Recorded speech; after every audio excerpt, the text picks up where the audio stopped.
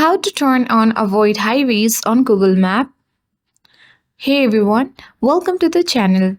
This is Rose and I'm here to guide you to turn on avoid highways on Google Map. So do watch the video till the end, and without any further ado, let's dive right into the video. First of all, launch the Google Maps application on your device. Make sure to sign in on your account on Google Map. Now tap profile icon at top right corner of the screen. Here, select Settings. Scroll down and you need to navigate to Navigation Settings. Scroll down and locate Route Options. Here, make sure to toggle the button on for Avoid Highways. And once you turn on, Google Map will direct you to different route options. So that is how we turn on Avoid Highways on Google Map.